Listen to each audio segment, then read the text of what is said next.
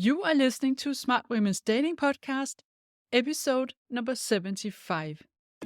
Welcome to Smart Women's Dating Podcast. I am your host, certified life coach Lærke Nielsen, and I help smart, independent women attract the love they deeply desire without having to chase or settle. This podcast will give you the mindset tools and insights you need to finally crack the code to your love life. Are you ready? Then let's go.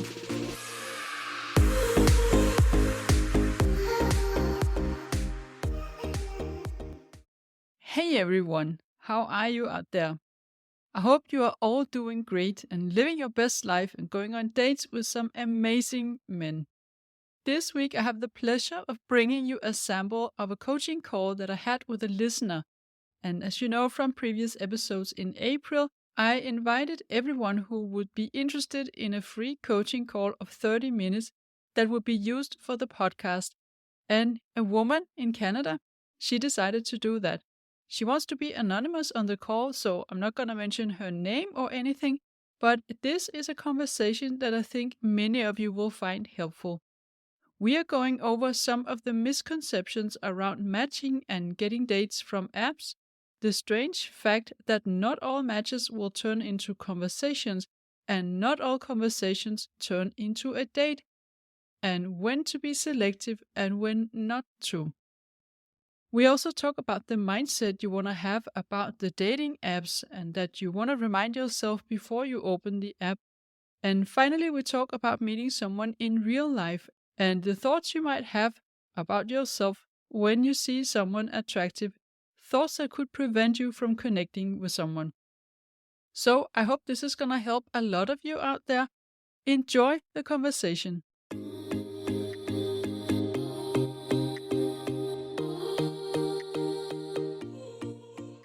So maybe you want to start by telling me a little bit about your situation and what you would like support on.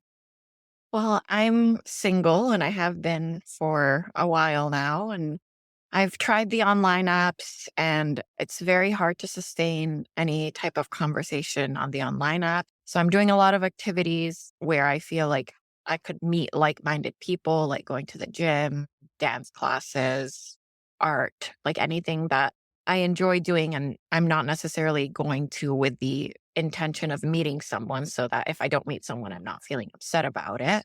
But ideally, it would be nice to find someone with similar interests and also values. But I'm just not having any luck, even just meeting people. So I feel like I need to do something different because I would like to meet my significant other. And what is it that happens in the apps?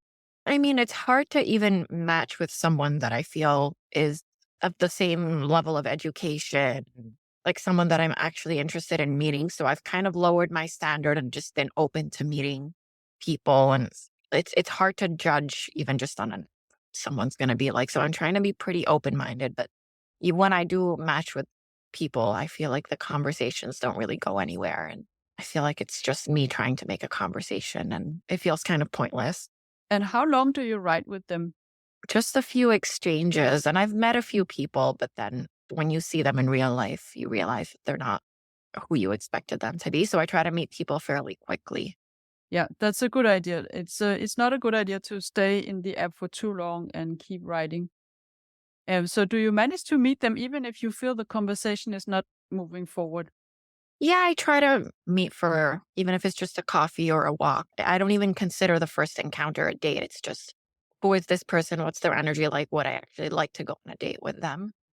And so far, there hasn't been anyone interesting for the last over a year now. And how many have you met in this last year approximately from the app? Maybe only two of them. Okay. So you met two and those two were not interesting to you. I knew right away that they were Yeah. not someone I would be interested in. And you live in a big city. I don't know how I many. live in a very big city. Yeah. So why do you think that you are not seeing anyone in the app that are more interesting to you? I'm not sure why. Maybe, I mean, I used to think that it's because those people are already in relationships or they're married and they've already found someone, but that belief isn't constructive at all. So I've gotten rid of that. So I'm thinking maybe those people are just either not on the apps or they're meeting people in other ways. I'm not really sure. Maybe So they are on the apps, but I just haven't seen them yet. yeah, because for sure they are on the apps and they're also out there in real life, right? You can meet them in both ways.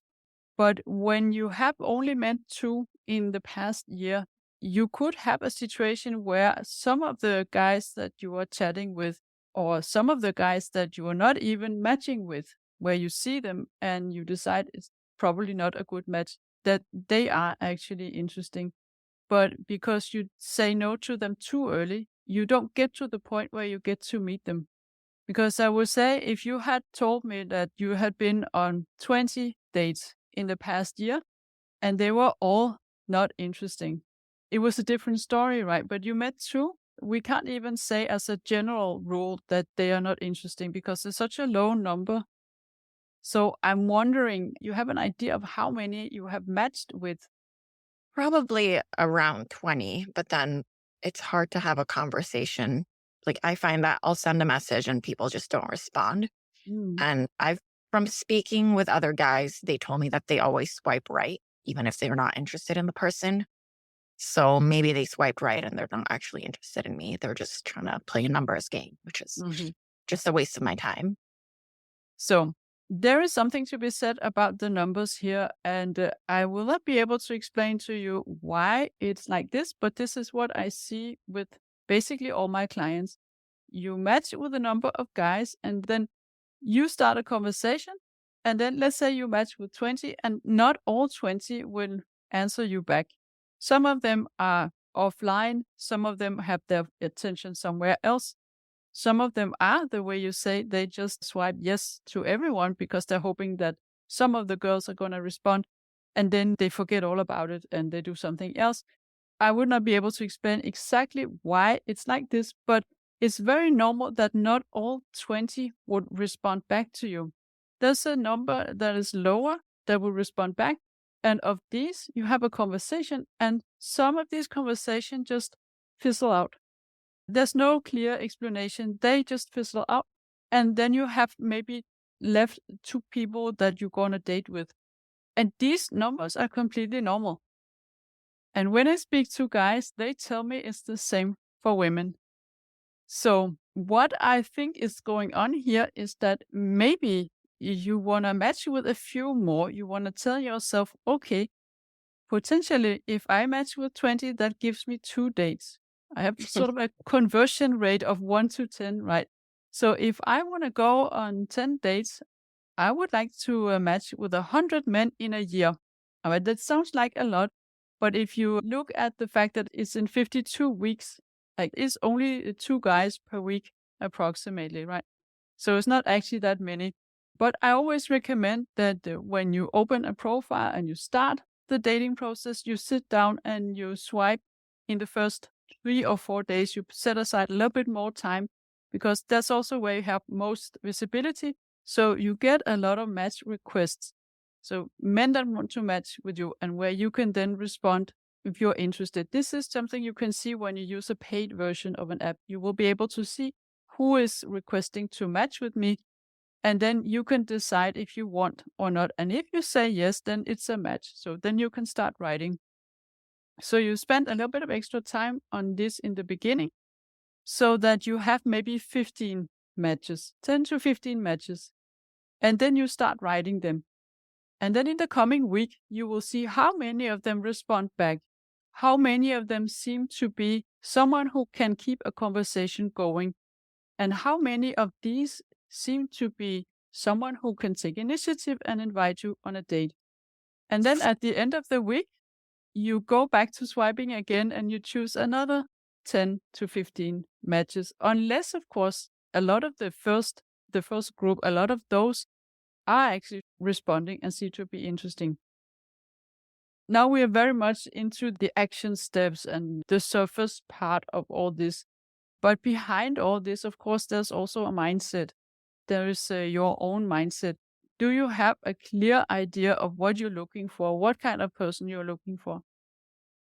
Yeah, I think I've thought about the kind of person that I'm looking for, like someone, I guess, with similar interests, someone who values fitness and health and connections, and someone who's also interested in their career, but not to the point where it's taking over their life, someone who wants to have a family.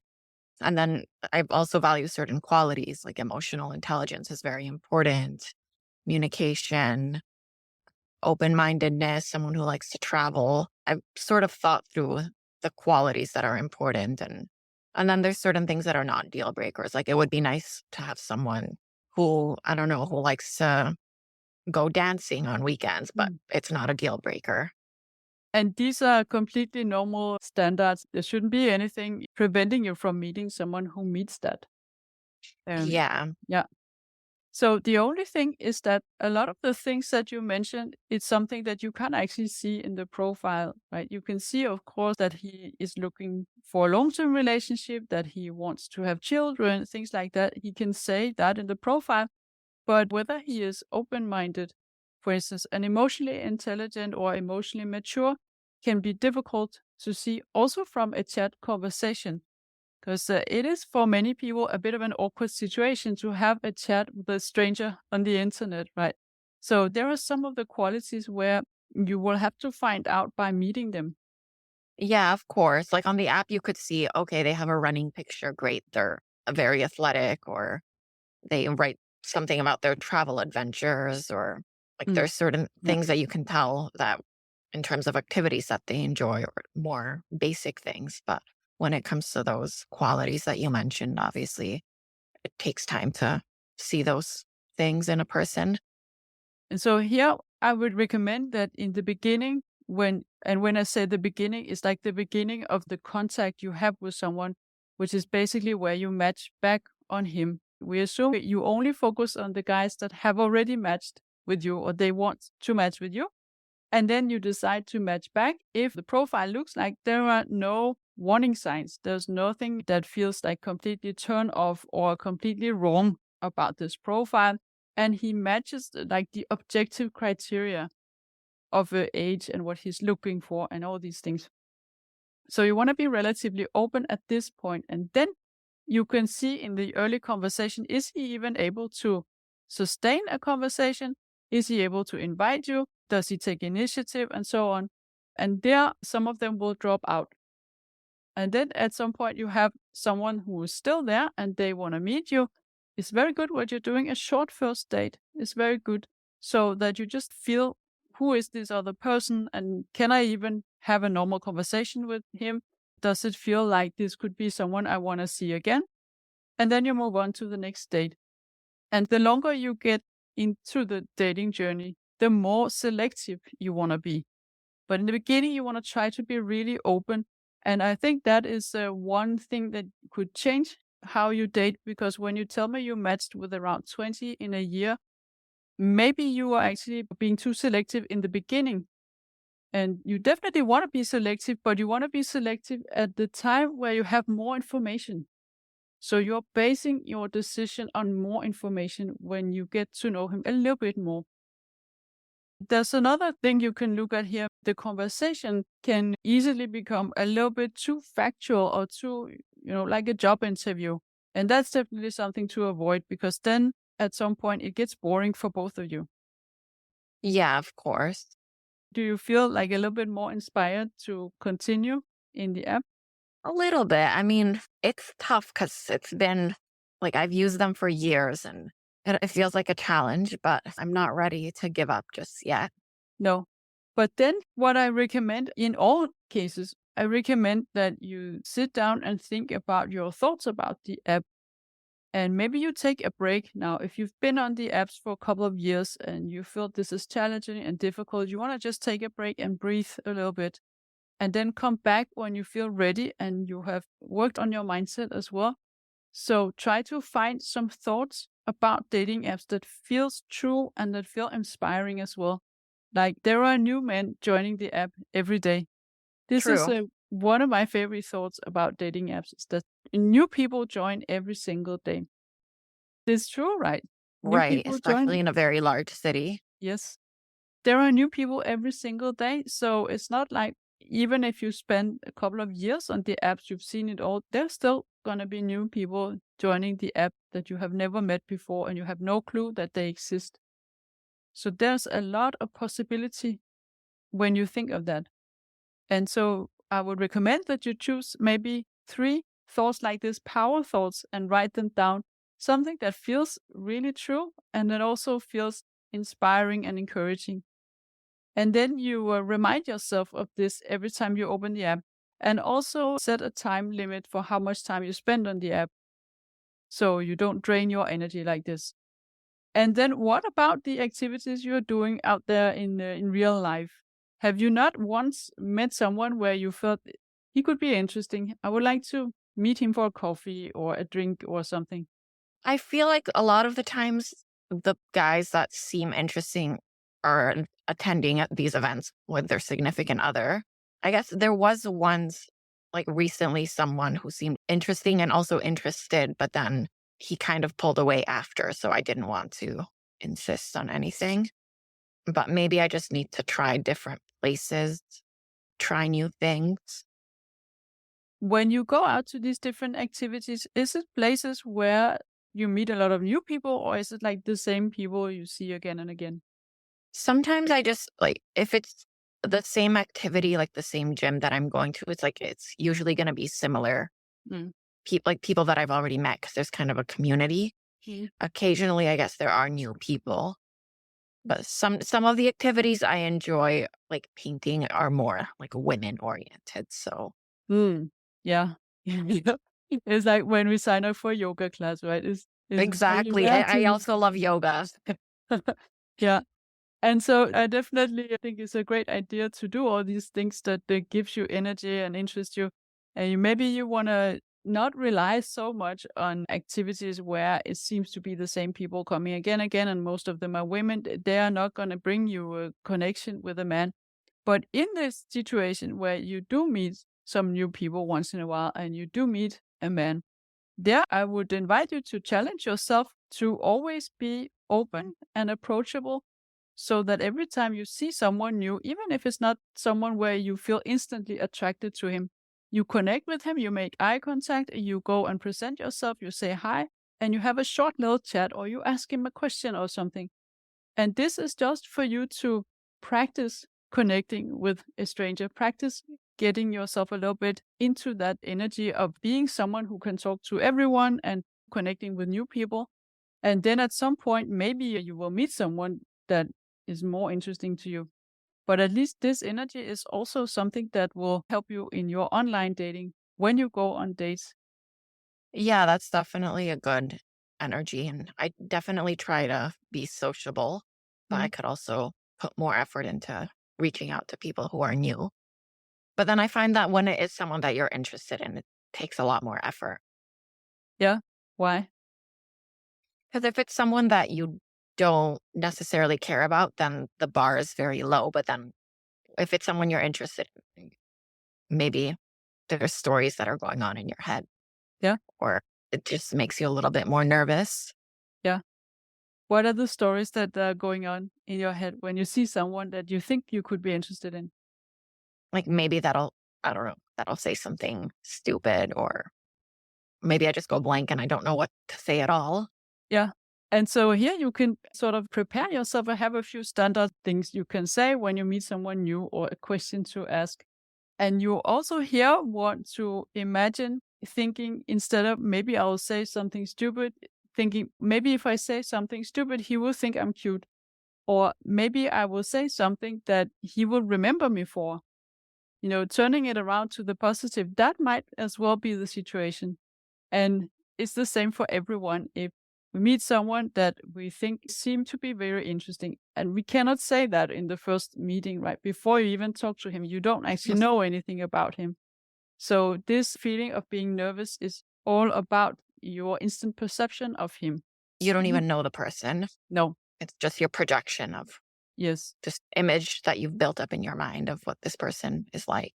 And so this can be a very good confidence challenge to go towards a person like this, or you don't even have to go towards him. You can just stay where you are at a distance and try to make eye contact with him and show him that, you're looking at him, you're making eye contact, you're smiling, you're showing him that you are approachable like this. And if he is then single and he's interested and he's open to connect, he's going to come towards you. And then you'll find out if he is that interesting. And maybe below all this, you can maybe also work on some mindset around yourself, your thoughts about yourself, seeing yourself as someone who's very interesting as well. Oh, for sure. I think Yeah. that comes across. If you don't think highly of yourself, then people can perceive that right away. Yeah, or you have this thought that he's more interesting than me, or he's not going to want to speak to me, or whatever. So having like a really strong sense of self-worth and a good confidence in yourself, and knowing that you have a lot to offer and you are interesting too. So it's not a problem to meet a man who's interesting. Yeah, I think I could also definitely work on that. All right. I hope this can help you move forward, and thank you for calling. Thank you. I appreciate the feedback and support.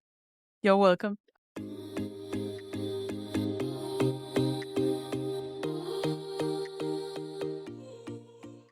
Now, some of you who've listened all the way to the end, you might wonder why we didn't talk so much about the quality of conversations in the dating apps. The fact that the listener had the feeling that she was the one driving it forward and it was difficult to have a real conversation in there. And I only touched briefly on that because my analysis was that the main issue was the low number of matches, and that within this number of matches, it's quite normal that some of the conversations just don't move forward. But I do want to add here at the end a few tips to improve the conversations and increase chances that it can move forward and turn into a date. You want to avoid conversations that are too factual. So, questions about where did you grow up and so on. Those kind of conversations quickly get boring and you feel uninspired to continue. Instead, you want to try to ask fun and surprising questions. Don't be afraid of rocking the boat. Don't be afraid of standing out from the crowd. He will remember you for that. In fact, you always want to include a question in your message to inspire him to write again. And also, you want to avoid the very long answers. So if he asks you, "How was your day?" don't give him a novel. Just mention one thing that happened and don't even tell him that in detail. And then send him a little smiley. Try also to ask the kind of questions that elicit emotions. And a classical example that I've given before is, do not ask, "What do you do for a living?" but ask him instead, "What makes you passionate about what you do?" So, inside my program, I offer my clients a list of icebreaker questions and another list of intimacy fostering questions. And I support in getting the momentum in the conversations in the apps. So, you go quickly from a chat to either a phone call and then a date, or straight into a first date. So, come work with me. It's fun. Book a free call on the link in the show notes, or go to my Instagram account at Lærke the Love Coach. I hope you found it useful today. I want to thank the listener who was open to sharing her struggles here on the podcast. And when this episode is airing, I'm no longer taking free coaching calls, but it's definitely something I will consider doing again. So stay tuned. Have a wonderful week and enjoy dating. If you like what you're hearing on this podcast and you want to get support from a coach on your love journey, I invite you to book a free consult call with me. You will find the link in the show notes. And also, don't forget to subscribe, and I would love it if you would rate and review this podcast, and then you'll also help other women find it.